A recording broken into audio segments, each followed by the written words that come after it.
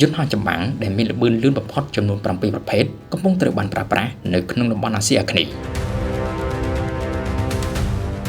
ឥទ្ធិពលសកលលោកបានជំរុញឲ្យតំបន់អាស៊ីអាគ្នេយ៍ដែលនៅក្នុងពេលបច្ចុប្បន្ននេះមានចំនួន11ប្រទេសគិតគូរយ៉ាងខ្លាំងអំពីការការពារសន្តិសុខការពារទឹកដីនិងការពារឯករាជ្យភាពរៀងៗខ្លួនតាមរយៈការប្រជែងគ្នាផ្នែកសពាវុធ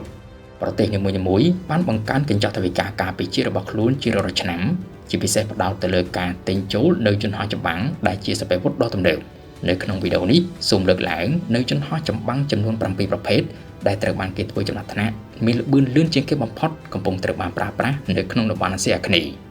តើយន្តហោះចម្បាំងដែលមានល្បឿនលឿនបំផុតទាំង7ប្រភេទនោះកំពុងតែមានវត្តមាននៅប្រទេសណាខ្លះ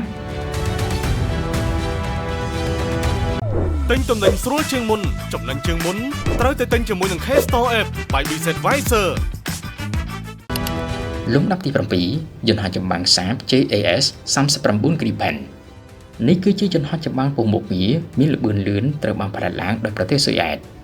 វាអាចហោះហើរនៅក្នុងចម្ងាយប្រតិបត្តិការ 3250 គីឡូម៉ែត្រចំណែកឯល្បឿនអតិបរមារបស់យន្តហោះចម្បាំងនេះមាន 2100 គីឡូម៉ែត្រនៅក្នុង1ម៉ោងប្រទេសនៅក្នុងតំបន់អាស៊ីអាគ្នេយ៍ដែលប្រើប្រាស់យន្តហោះចម្បាំងនេះគឺប្រទេសថៃប្រើប្រាស់ Model C និង Model D ហើយថៃក៏កំពុងតែកំងទិញបន្ថែមនៅ Model ទំនើបគឺ Model E និង Model F បច្ចុប្បន្ននេះប្រទេសថៃប្រើប្រាស់យន្តហោះចម្បាំងនេះនៅក្នុងខ្ទង់ប្រហែលជាជាង10គ្រឿង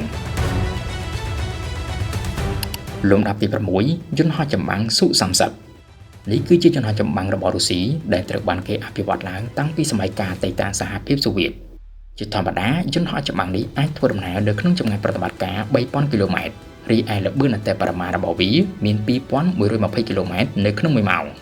ប្រទេសនៅក្នុងតំបន់អាស៊ីអាគ្នេយ៍ដែលកំពុងតែមានយន្តហោះចម្បាំងនេះប្រើប្រាស់មានដូចជាប្រទេសឥណ្ឌូនេស៊ីប្រទេសម៉ាឡេស៊ីប្រទេសវៀតណាមហើយនិងប្រទេសមីយ៉ាន់ម៉ាលំដាប់ទី5យន្តហោះចម្បាំង Chengdu F7 នេះគឺជាយន្តហោះចម្បាំងធុនស្រាលល្បឿនលឿនរបស់ចិនដែលត្រូវបានផលិតឡើងដោយផ្អែកទៅលើគំរូរបស់យន្តហោះចម្បាំងសូវៀត MiG-21 វាអាចហោះហើរនៅក្នុងចម្ងាយប្រតិបត្តិការ 2200 គីឡូម៉ែត្ររីឯល្បឿនអតិបរមារបស់យន្តហោះចម្បាំងនេះមាន 2200 គីឡូម៉ែត្រនៅក្នុង1ម៉ោងហើយប្រទេសដែលកំពុងតែប្រើប្រាស់វាក្នុងតំបន់អាស៊ីអាគ្នេយ៍គឺប្រទេសមីយ៉ាន់ម៉ាលំដាប់ទី4យន្តហោះចម្បាំង F-16 Fighting Falconនេះគឺជាយន្តហោះចម្បាំងរបស់សហរដ្ឋអាមេរិកដែលត្រូវបានគេប្រើប្រាស់យ៉ាងទូលំទូលាយនៅទូទាំងពិភពលោក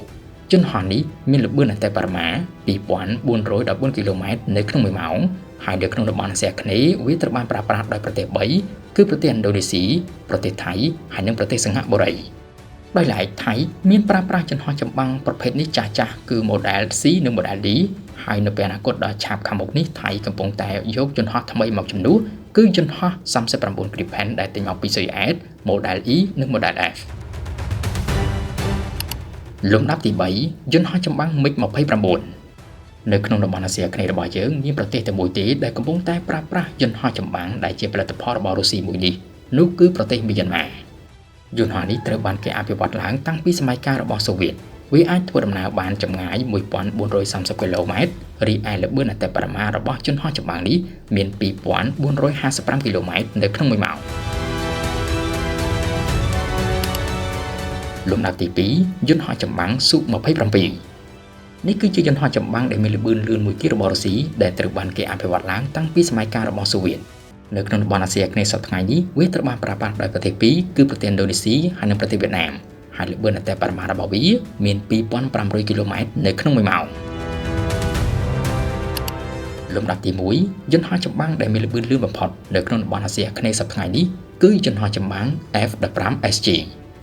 វាគឺជាយន្តហោះចម្បាំងដ៏ទំនើបរបស់អាមេរិកដែលត្រូវបានផលិតឡើងជាពិសេសសម្រាប់ប្រទេសសិង្ហបុរីដូច្នេះហើយបានជាគេដាក់ឈ្មោះវាថា